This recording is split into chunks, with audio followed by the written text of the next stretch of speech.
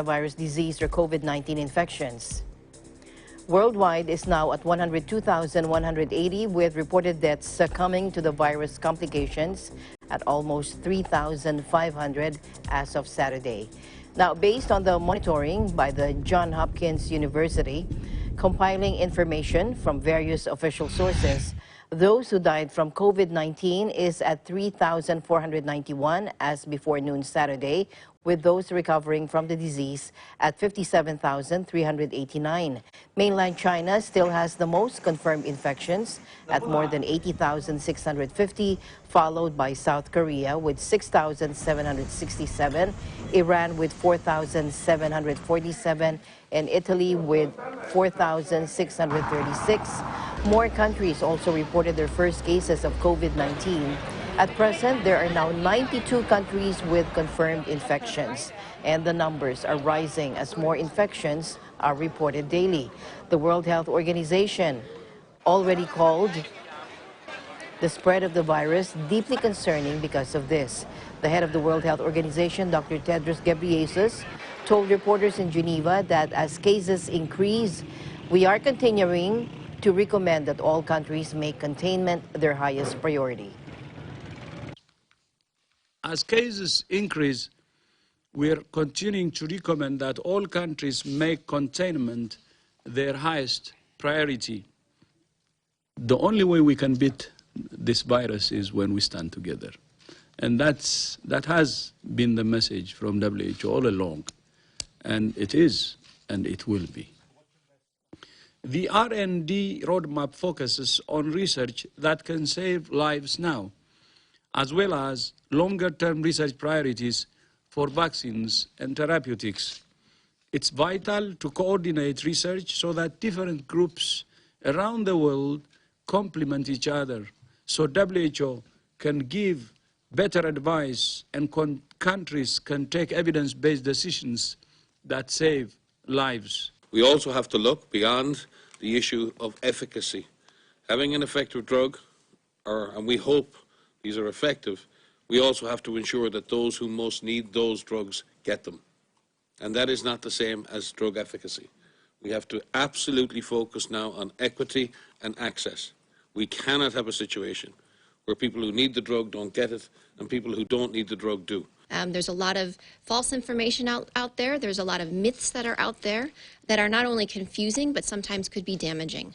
So that's important. You can get your families ready. You can talk to your children. You can talk to your parents.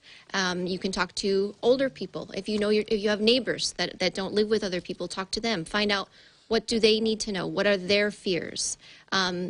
As the DG has said many times, facts, not fears. Let's address these fears and turn this fear into some positive action.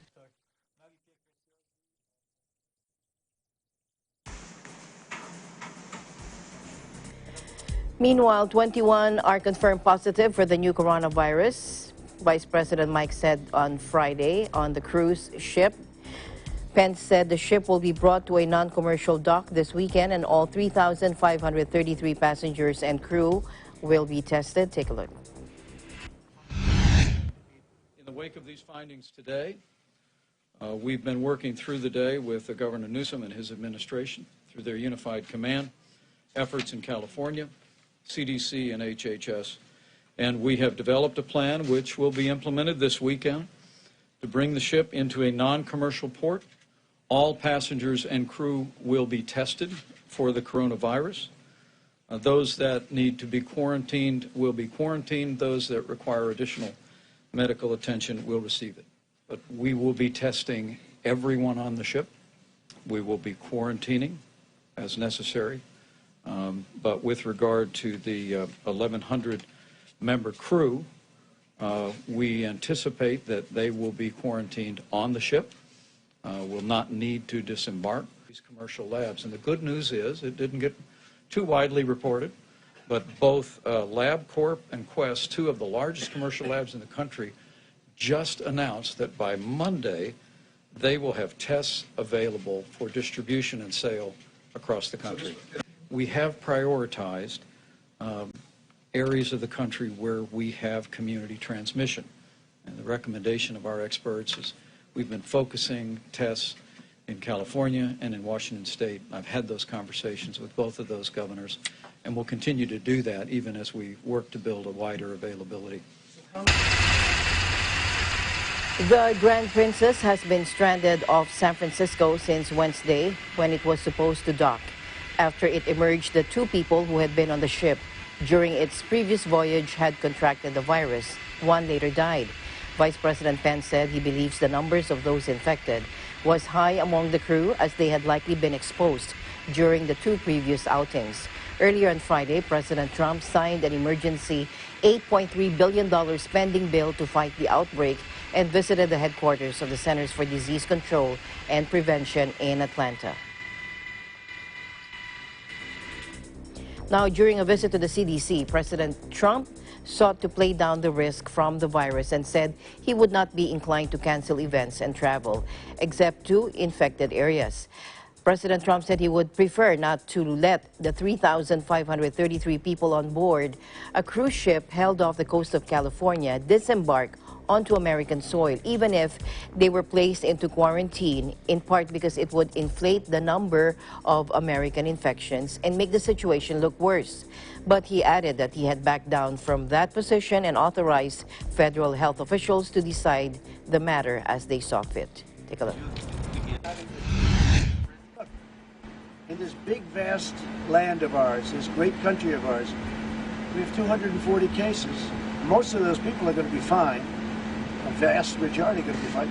We've had 11 deaths, and they've been largely old people who were susceptible to what's happening. Now, that would be the case, I assume, with the regular flu, too. I think it's fine if they want to do it. I don't think it's an overreaction, but I wouldn't be generally inclined to do it. I really wouldn't be. Now, it depends on what country you're talking about. If you're talking about if they're going to another country, or you're talking about within the United States? Within the United States, a lot of it. Yeah, I mean, you know, they have to feel comfortable. People have to feel comfortable to have a good time. I think there's no doubt we're going to see more community cases. And I just want to say, and there's no doubt that the public health system in the United States is enhancing surveillance in a variety of ways to try to really understand, is there any hidden pockets? Meanwhile, the University of Washington has told students not to come to classes from March 9 in response to the new coronavirus outbreak, confirmed to have infected more than 200 people in the U.S. The epidemic has wreaked havoc on international business, tourism, and sports events, with almost 300 million students sent home worldwide as schools and universities close. So basically, we got an email today saying that classes will now be online because of the virus. Like, they're scared it's going to spread more and more. So we have finals coming up in 2 weeks. Well, no, in a week now. So that's very stressful because we don't really know what's happening anymore. I think that a lot of the students are very concerned and are sort of worried. Some of it, I think, is good caution, and some of it I think is sort of just irrational fear as well. I feel like it's too little too late. I think that if they were going to do that, it would have made sense to do it immediately. At this point, we've all been having lots of contact every day leading up to this. There's only, really a week or 2 weeks left of operational class anyway.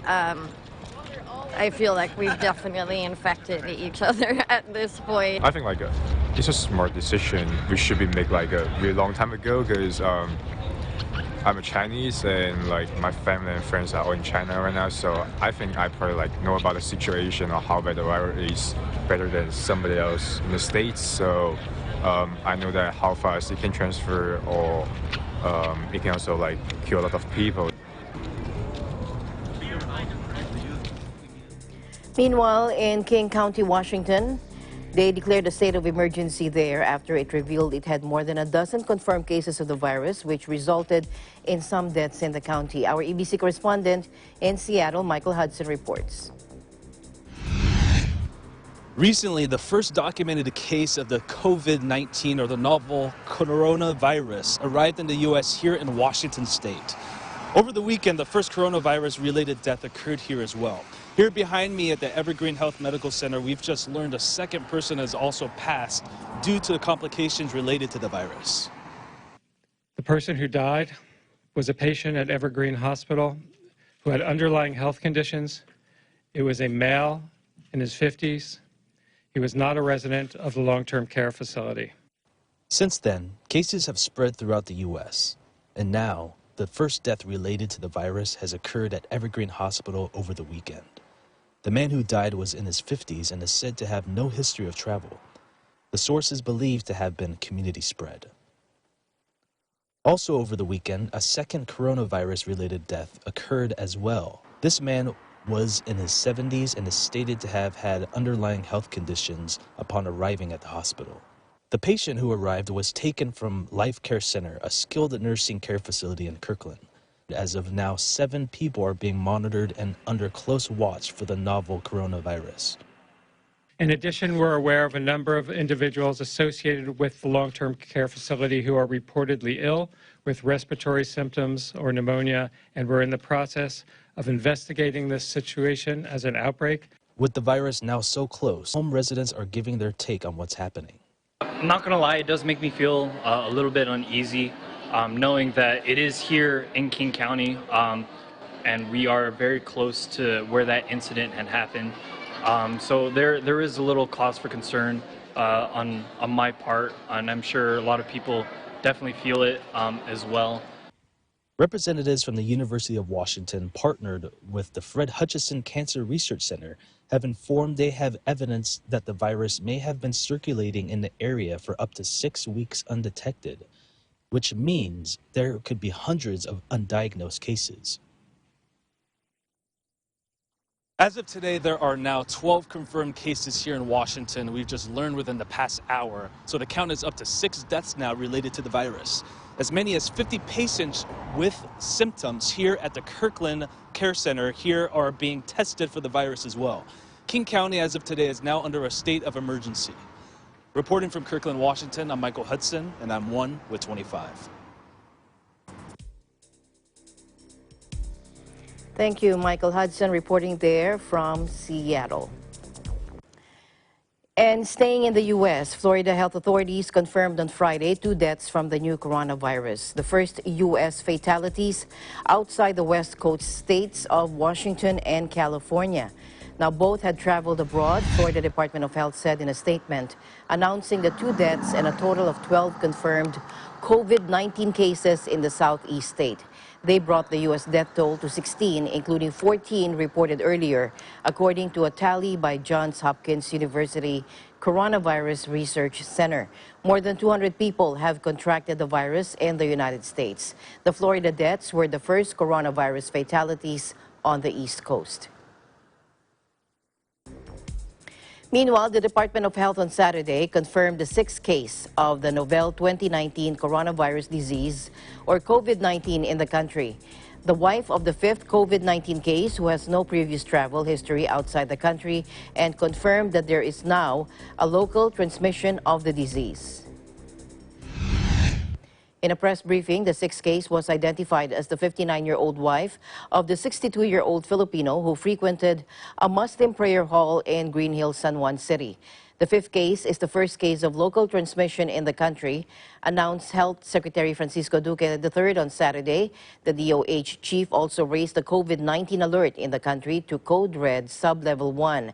With the confirmation of the local transmission of the disease. He also said that he had also recommended to President Duterte the declaration for a state of public health emergency in the country to enable heightened contact tracing of those who may have had interaction with the latest 3 confirmed local cases so far.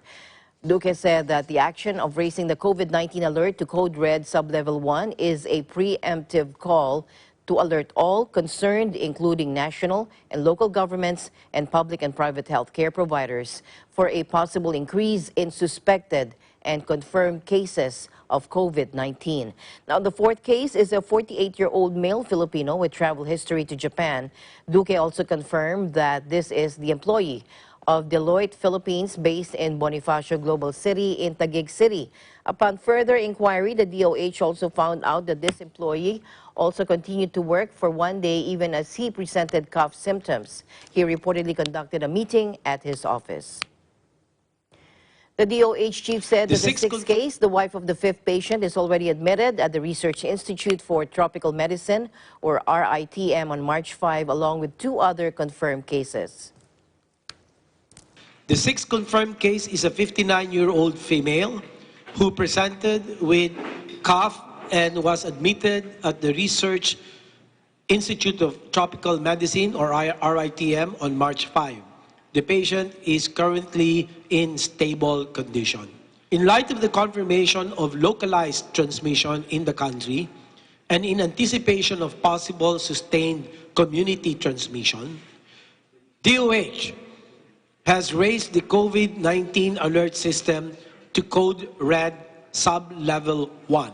I repeat, Code Red Sub-Level 1. With this Code Red, the DOH has recommended to the Office of the President for the declaration of a state of public health emergency, which will facilitate, let me repeat, which will facilitate mobilization of resources, ease processes, including procurement of critical logistics and supplies, and intensifying reporting. This declaration is a signal to all concerned agencies, local government units, and healthcare providers to be ready to implement planned response measures. We are continuously reminding everyone to practice personal protective measures such as hand hygiene, social distancing, and proper cough etiquette. Avoid unnecessary travel and postpone mass gatherings as well. He also assured that so far, 81% of COVID-19 cases are mild diseases and about 14% appear to progress to severe disease. Only 5% are critical cases, according to him. The DOH also said that fourth case, the 48-year-old male, is just having mild respiratory symptoms, but the fifth case, the 62-year-old male, is in a guarded condition since he has severe pneumonia, diabetes, and also has recently found to have acute kidney injury. Now, the DOH said that this means he is in a critical condition.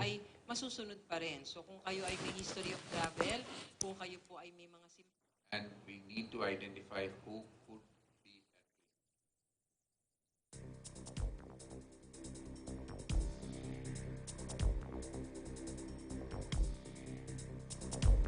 Meanwhile, here are some things to know about and how to protect against the COVID-19 disease. Our ABC correspondent in Washington, D.C., Eliza Gonzalez-Manglikmot, was able to talk to Dr. Marcelo Sugitan. He was part of the team that developed the pandemic live attenuated influenza vaccines against the H5N1 viruses. Take a look. Hello everyone, welcome to Eagle News Live. Coming to you from Washington, D.C., I am Eliza Gonzalez-Manglikmot. Today we have a sit-down interview with internal medicine physician and former virologist Marcelo Sugitan Jr. as he shares with Eagle News things we need to know about the coronavirus COVID-19 that is creating, in some places, mass panic. Dr. Sugitan explains to us, in layman's terms, facts about coronavirus COVID-19. So COVID-19 is now, what it actually stands for is coronavirus disease 2019. The virus that causes COVID-19, as we are all familiar with, is called a coronavirus. So coronaviruses represent a group of viruses that have been discovered in the 1960s. And these viruses are known to infect both humans and animals. And some animals can transmit these coronaviruses to humans.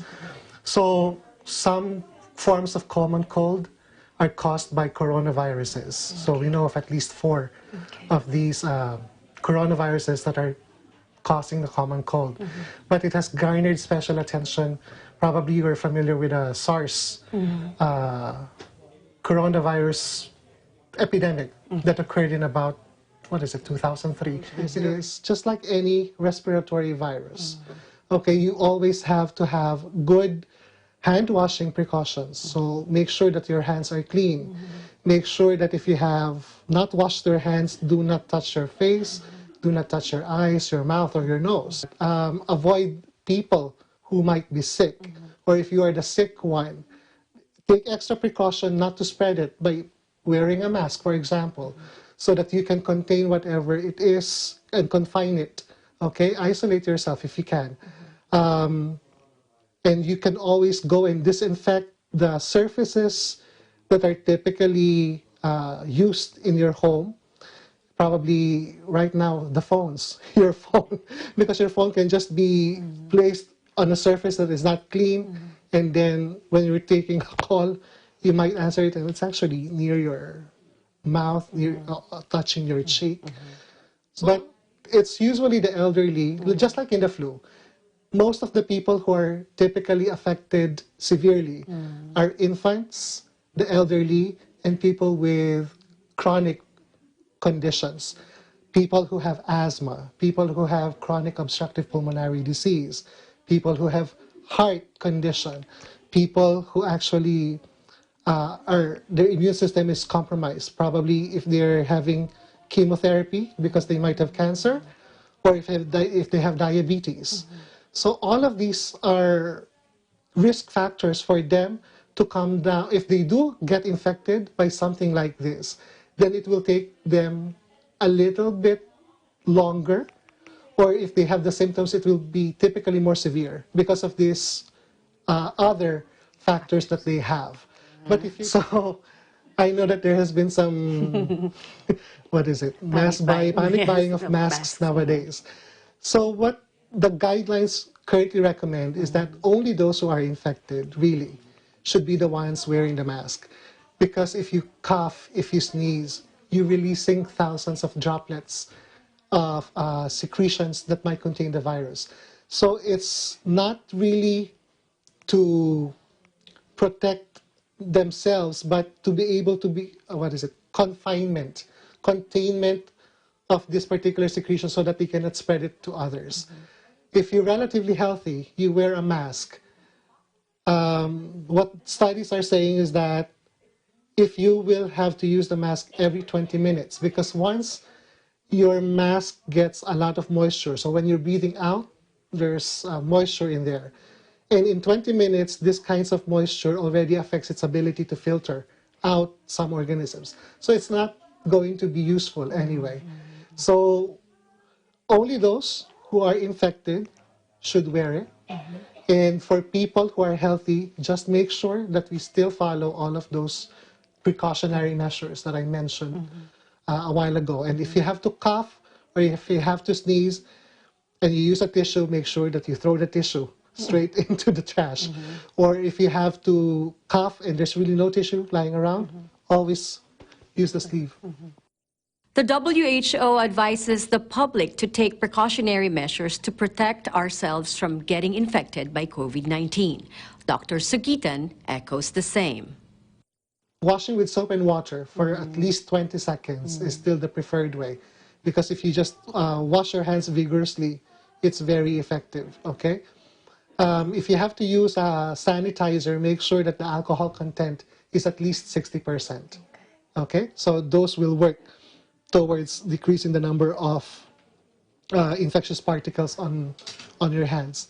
But it's also very important that we, as I mentioned a while ago, clean all of those surfaces that will typically get contaminated, even the doorknobs that we use. Make sure to clean those because a lot of people touch them, and if they're not really mindful of where their hands have been, so that is also a potential source of infection. Dr. Amorsolo Sugitan Jr. is part of the team that developed the live attenuated vaccine against the 2009 H1N1 swine influenza pandemic virus. Thank you, Dr. Sugitan. As of today's broadcast, the states of Washington, California, Florida, and Maryland have declared a coronavirus emergency. Thank you for joining us. I am Elisa Gonzalez Manglikmot, 1 with 25. As cases of the novel coronavirus continues to spread, the Ministry of Culture, Sports and Tourism encouraged churches in South Korea to halt church services and gatherings. We have a report from our South Korean bureau. Take a look. Cases of novel coronavirus continues to spread, the Ministry of Culture, Sports and Tourism encouraged Protestant churches in South Korea to halt church services and gatherings. Culture Minister urges churches in Korea to suspend gatherings to contain the spread of COVID-19. As cases of the novel coronavirus continues to spread, the Ministry of Culture, Sports and Tourism encouraged Protestant churches in South Korea to halt church services and gatherings. Culture Minister Park Yang-woo asked the head of the United Christian Churches of Korea to actively participate in government's battle against the novel coronavirus.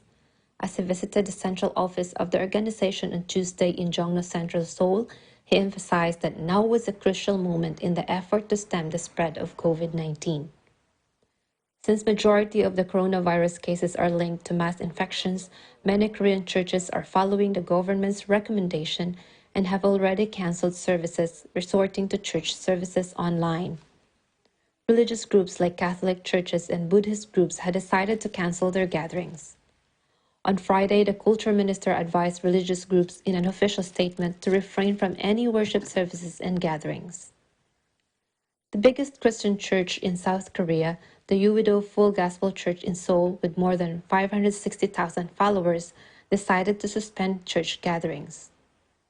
In Busan, a total of 31 confirmed patients are members of Unchun Church. The Unchun Church officials said that they found out about the first confirmed patient on February 21st. Since February 22nd, they have shut down all facilities.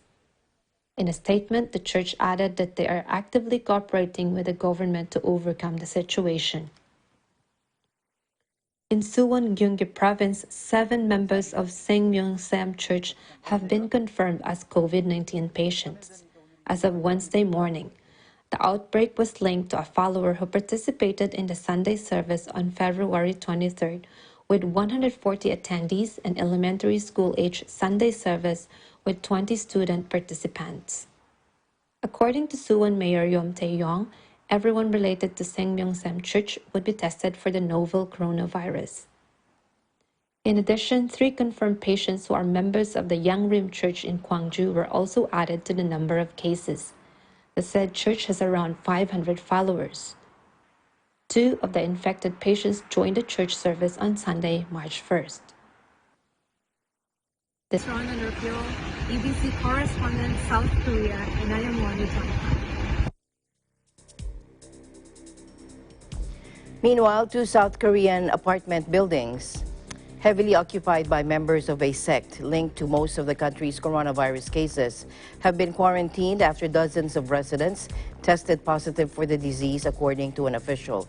The move comes as the country, which has the highest number of confirmed COVID-19 cases in the world outside China, reported 448 new infections, taking its total to 7,041.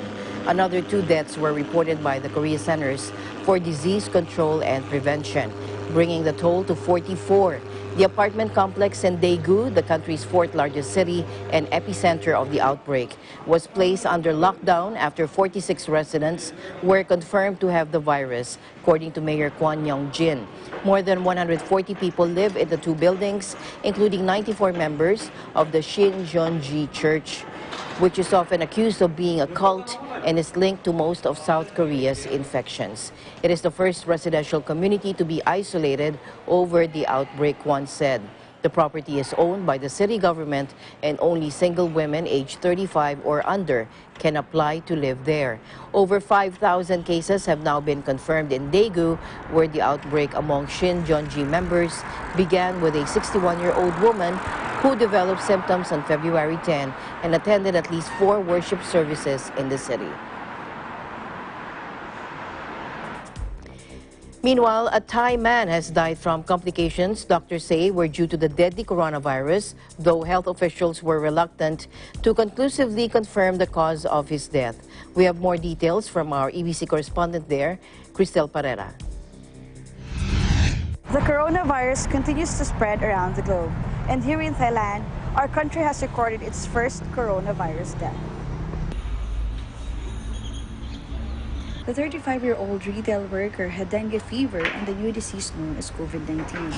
Suwanachai Watanayin Chowdanchai, Director General of the Department of Disease Control, said in a briefing Sunday. The patient had been hospitalized for nearly a month and died on February 29 after multiple organ failure. He said that this was a case of local transmission and he was at risk because he had exposure to Chinese tourists. Dr. Suwanachai said the Public Health Ministry is still looking into the role played by the coronavirus in the fatality. Tawi Chokpitayasu the department advisor, said the patient had tested negative for the virus since February 16, but the damage was already done to his body from the infection. The Department of Disease Control said another patient was in serious condition at Bamras Naredura, and doctors at the institute are closely monitoring the patient. The department repeated a warning on Sunday that any person suspected of contracting the virus are required to contact public health officials within 3 hours, according to the dangerous communicable disease announcement that took effect on Sunday. The announcement, signed by Public Health Minister Anutin Chanvirakul and published in the Royal Gazette on Saturday, also gave authorities more power to combat the spread of the virus. Reporting from Bangkok, Thailand, this is Lady Cristal Pereira, and I am 1 with 25. Thank you, Lady Cristal Pereira, reporting from our ASEAN Bureau in Thailand. Eagle News will be right back. Stay tuned.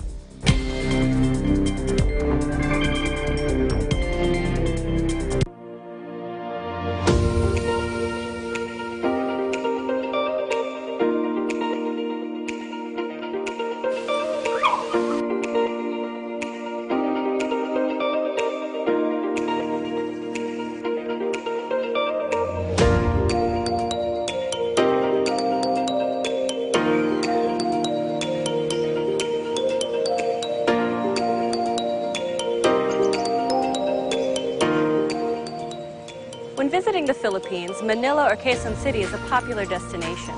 But oftentimes the hustle and bustle of the city can be more stressful on your vacation. So when you feel the need to reconnect to nature or relax again, there's a beautiful oasis just outside of the city called the Garden at Ciudad de Victoria.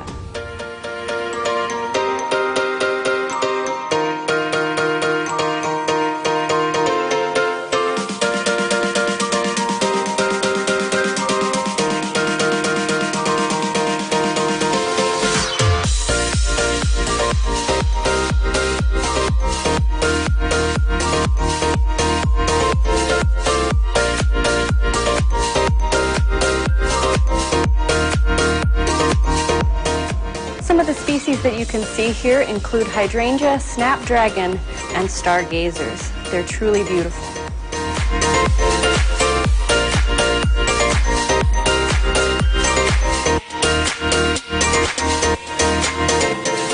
The gardens at Ciudad de Victoria are so peaceful, tranquil, and beautiful that it's become a haven for young couples and a very popular venue for engagement photos.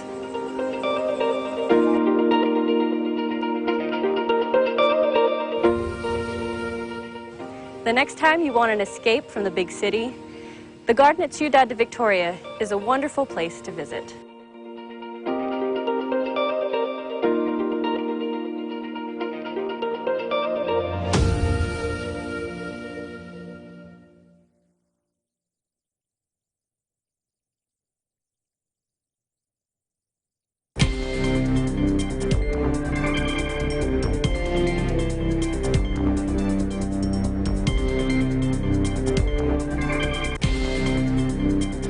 Welcome back. The death toll from the new coronavirus in Italy has risen to 197 after the largest daily increase in fatalities there since the outbreak began. It's the second highest death toll in the world after China, where the outbreak began in December. Officials said 49 people had died in 24 hours, while more than 4,600 cases have been reported in total. The country has now reported the most deaths outside of China, where the virus emerged in December. Meanwhile, the Vatican, which reported its first case of the virus on Friday, the Pope, who has been suffering from a cold, recently tested negative for the coronavirus, according to Italian media.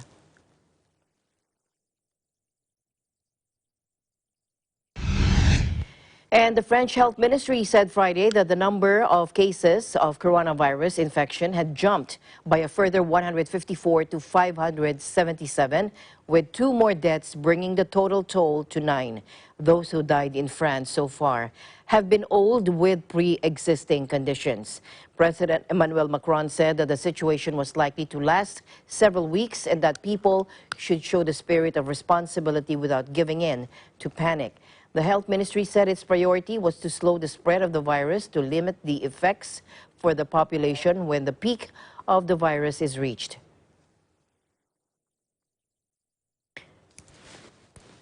French President Emmanuel Macron said earlier that an epidemic in France was inevitable. President Duterte has agreed to issue a declaration of a state of public health emergency following the recommendation of the Department of Health due to the confirmed cases of local transmission of the novel 2019 coronavirus disease. Now, this was according to Senator Christopher Bongo, the president's former aide. Pursuant to the recommendation of the DOH and my suggestion as chair of the Senate Committee on Health, President Duterte has agreed to issue a declaration of a state of public health emergency due to the confirmation of a local transmission of COVID-19 in our country, said Go. The DOH earlier recommended for Malacanang to declare a state of public health emergency in the country following the confirmation of the local transmission of COVID-19 on Saturday with the announcement of the 6th COVID-19 case, a 59-year-old woman. The 6th case is also the wife of the 5th COVID-19 case, a 62-year-old Filipino who frequented a Muslim prayer hall in Green Hills, San Juan City. The 5th case is the first case of local transmission in the country, announced Health Secretary Francisco Duque III. And Saudi authorities have detained 3 princes, including King Salman's brother and nephew, on charges of plotting a coup, signaling a further consolidation of power by the kingdom's de facto ruler. The detentions cast aside the last vestiges of potential opposition to Crown Prince Mohammed bin Salman and come as the kingdom limits access to Islam sites in a highly sensitive move to contain the fast-spreading coronavirus. Prince Ahmed bin Abdulaziz Al Saud, a brother of King Salman, and the monarch's nephew, Prince Mohammed bin Nayef, were accused of treason and taken from their homes early Friday by black-clad royal guards, according to the Wall Street Journal, citing unnamed sources. The Saudi royal court has accused the 2 men, once potential contenders for the throne, of plotting a coup to unseat the king and crown prince and could face lifetime imprisonment or execution, according to the newspaper. The New York Times also reported the detentions, adding that Prince Nayef's younger brother, Prince Nawaf bin Nayef, had also been detained. Saudi authorities did not immediately respond to requests for comment. Prince Ahmed bin Abdulaziz, 78, is the king's only surviving full brother. In 2018, he made comments seen as critical of the Crown Prince to protesters in London, but later said he had been misinterpreted. Both men were seen as potential rivals to the 34-year-old Crown Prince, who is first in line for the throne. In other news, sacks of heroin and methamphetamine are laid out in endless rows in a remote Myanmar border zone during a rare raid in the heart of Southeast Asia's infamous Golden Triangle. The seizure in one of the world's biggest narcotics-producing regions put 3 major laboratories out of business this week and hauled in 43 billion meth tablets. Record amounts of drugs continue to be churned out of the lawless forest areas by rebel groups and shadowy organized crime networks, making billions of dollars each year from the trade. Army operations around the Kutkai area of Myanmar's Shan state found the factories producing millions of yaba pills, cheap caffeine-cut meth tablets, as well as heroin and the more addictive crystal meth known as ice. And sounds of gunfire interrupted a speech at a political rally in Kabul, Afghanistan. Take a look. فضای جنگی حاکم بود. اگر در ولایات بود، اگر در ولسواله ها بود.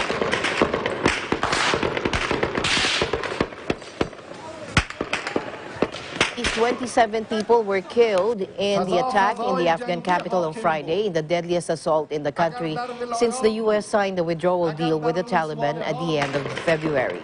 The Taliban immediately denied responsibility for the assault, which occurred at the commemoration ceremony for Abdul Ali Mazari, a politician from the Hazara ethnic group, most of whom are Shiite. The attack was claimed by the Islamic State group and highlights a glaring lack of security in the Afghan capital just 14 months ahead of the scheduled withdrawal of all foreign forces. It also calls into question a key element of the U.S.-Taliban deal signed February 29, whether the Taliban can stop jihadists such as ISIS from running amok in Afghanistan after U.S. forces pull out. And we'll be back with the business news right after this break. Stay tuned.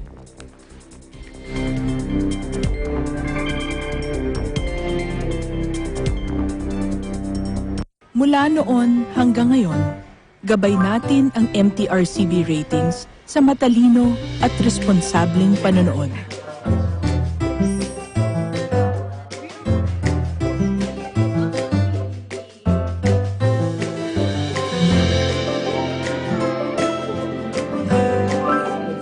Sa tamang pagsunod sa MTRCB ratings, ginagawa nating ligtas at makabuluhan ang panonood ng bawat miyembro ng pamilyang Pilipino.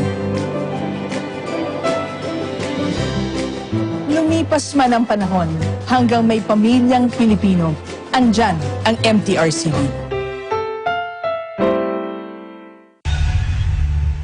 We are living during the most extraordinary time in human history. All transport will go fully electric. Es wird eine völlig neue Mobilität geben, meine Damen und Herren. Rev, the new auto show on DW. Getting you into gear on cutting-edge developments. Wasserstofferzeugung braucht Energie. We focus on green technology. Das Auto ist and also feature head-to-heads. And the latest launches. Das Fahrgefühl war gut, lässt sich sehr gut fahren, liegt sehr gut auf der Straße. And mobility stories from around the world.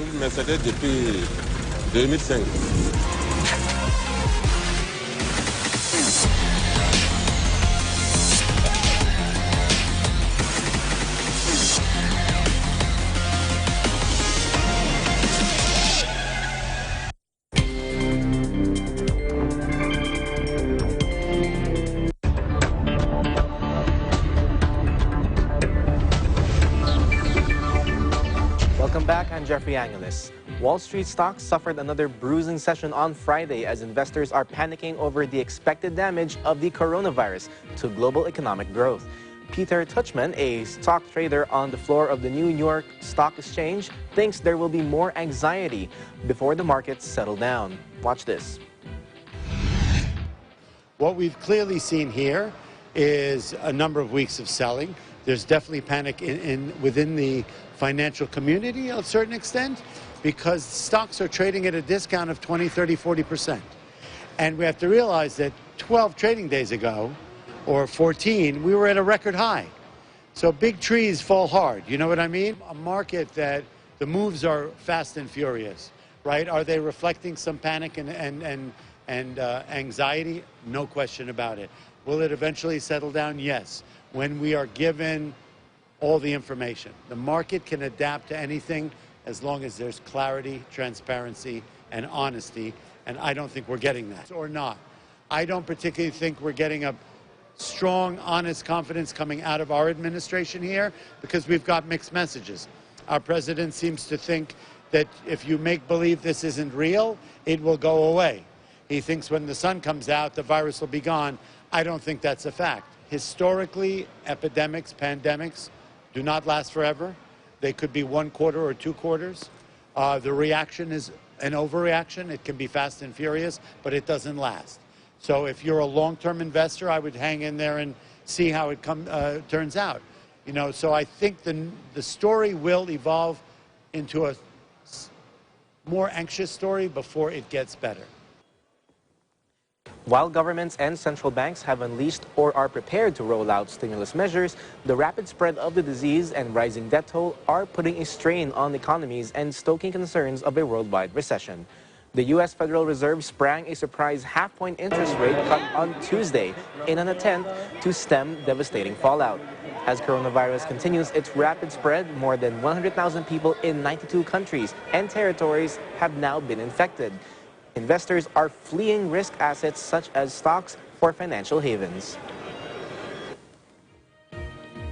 The new coronavirus could cause the global airline industry revenue losses of around $100 billion this year, the chief economist of the International Air Transport Association at a press conference in Singapore. It was a far bleaker assessment than 2 weeks ago when the body forecast losses would come in at $29.3 billion. Take a listen. To revenues, now that the crisis has spread to a global level, then we're certainly seeing damage in European markets in particular, but also in Middle Eastern markets.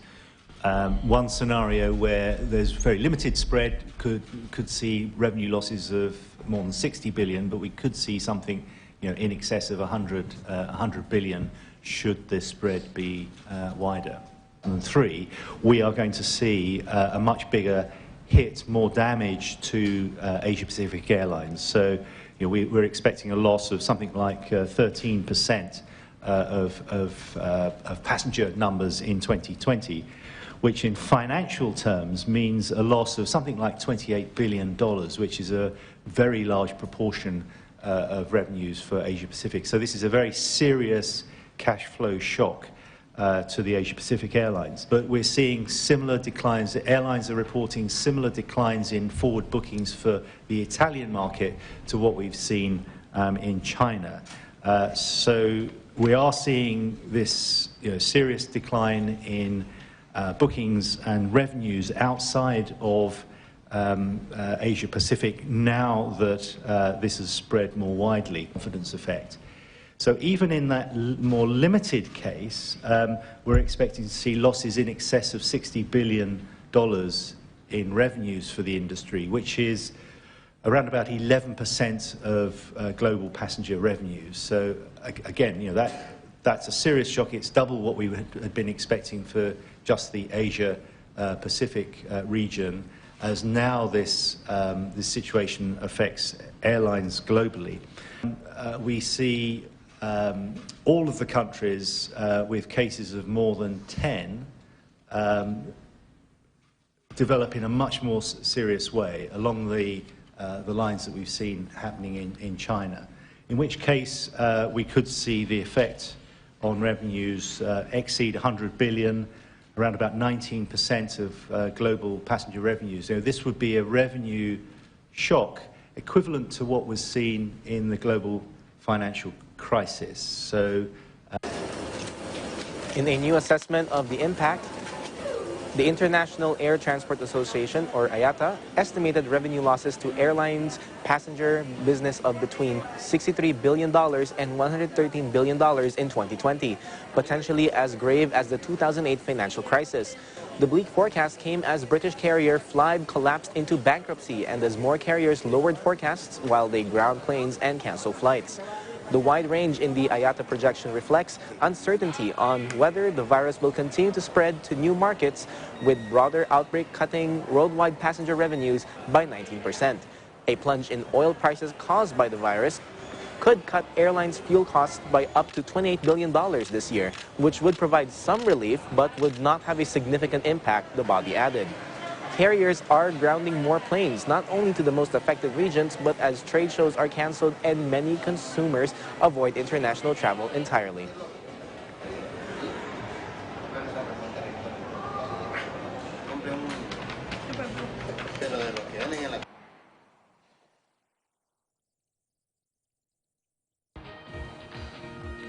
The IMF and World Bank group today announced additional measures taken to curtail the impact of the coronavirus on the world's economy and health at a news conference in Washington, D.C. Kristalina Georgieva, IMF Managing Director, emphasized the necessity for immediate coordinated action.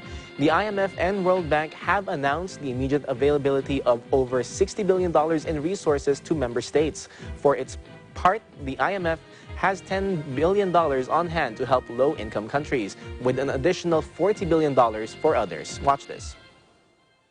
Quickly, with over 1/3 of our membership affected directly, this is no longer a regional issue. It is a global problem calling for a global response. Global growth in 2020 will dip below its last year's levels, but how far it will fall and how long the impact would be is still difficult to predict. The IMF is looking at all the data available and hopes to have a more concrete outlook of the ultimate impact when it publishes the next World Economic Outlook report in April. The World Bank Group aims to help developing countries which are particularly vulnerable to the coronavirus outbreak with additional packages and measures, said David Malpass, president of the World Bank Group.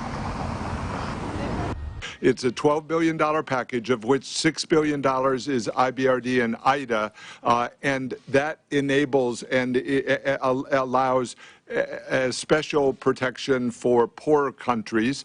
And then there's also $6 billion from the International Finance Corporation. That's critical because it's private sector financing, it's fast acting, and it takes the form of trade finance and working capital finance, which are one of the most needed goods within this, one of the most needed services that can be provided during this crisis. It's important that the fiscal and monetary stimulus not shift resources away from working capital. What is hugely important today is to focus on building a bridge between where we are and that time when we would see a recovery, to make sure that the impact in meanwhile is softened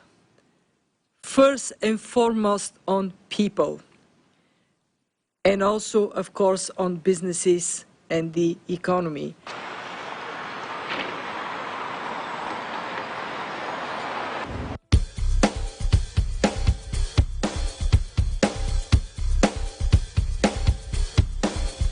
The South by Southwest Festival in Texas has been canceled due to concerns over the spread of the novel coronavirus, organizers and the host city of Austin said Friday.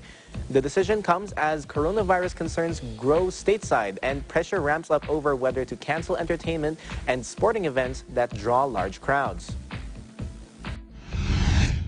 After consultation with the city manager, I've gone ahead and declared a local disaster in the city, and associated with that have issued an order that effectively cancels South by Southwest for this year.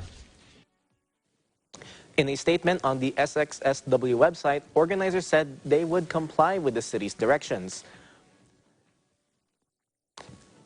It said, "We are devastated to share this news with you. The show must go on, is in our DNA, and this is the first time in 34 years that the March event will not take place."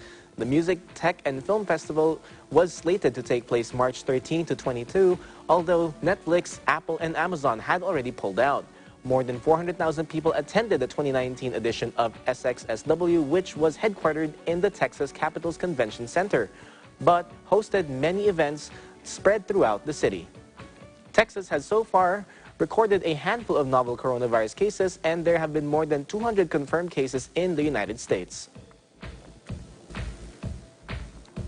Facebook said Friday it was shutting its London office and part of its Singapore base for deep cleaning after an employee in the Asian city-state was diagnosed with coronavirus.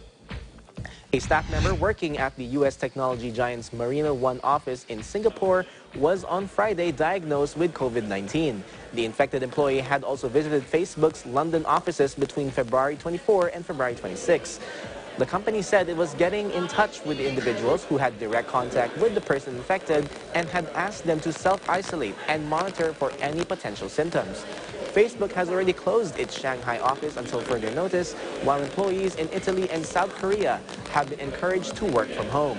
In addition, staff in the San Francisco Bay Area have been strongly recommended to work from home starting from Friday.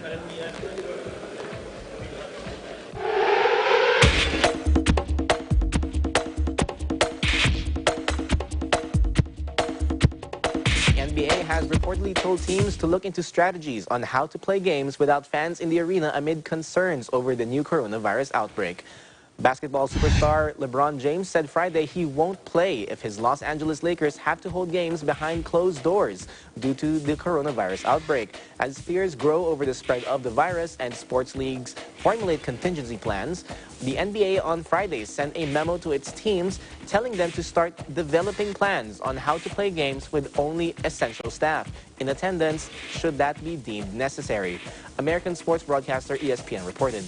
The NBA had sent out a previous memo to teams earlier this week recommending players to use fist bumps instead of high fives with fans. It also said to avoid taking items such as pens, balls, and jersey from fans to sign. The NBA said in a statement on Monday, the health and safety of our employees, teams, players, and fans is paramount, and we are coordinating with our teams and consulting with the CDC and infectious disease specialists on the coronavirus and continue to monitor the situation closely. American daredevil Nick Wallenda walked a tightrope across the crater of an active volcano in Nicaragua, taking half an hour to traverse the boiling lake of lava spewing toxic gases. Watch this. Nick Wallenda. The wind transitions so fast.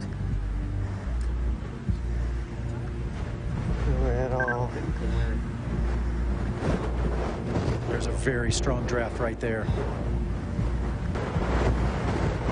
Well, Jesus. Thank you, Lord.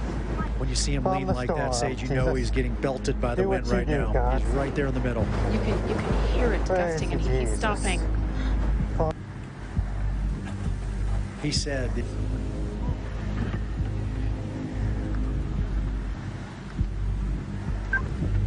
I've been set free.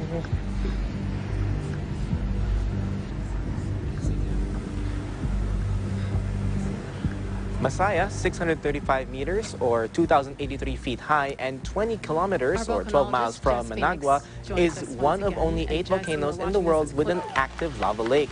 Wallenda started his 550-meter walk across the crater known as the Mouth of Hell at 8:20 p.m. Wednesday and finished 31 minutes later, sweaty and cheerful. For the stunt, he wore goggles and a respirator for protection from the noxious gases.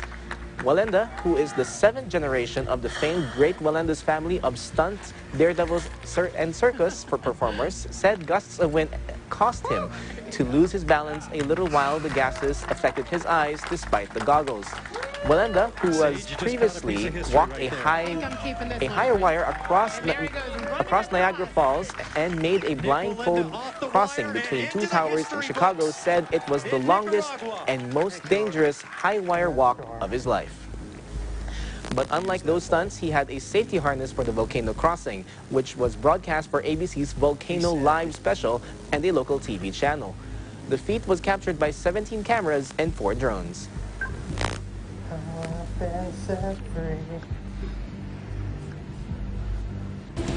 Don't forget to like us on Facebook, follow us on Twitter and Tumblr. Also check out our boards and on Pinterest and pictures on Instagram. I'm Jeffrey Angeles. Thanks for joining us. And that's the news for tonight. Join us online and here again tomorrow evening. From all of us here at Eagle News, thank you and we'll see you soon. I'm Alma Angeles and we are one with 25.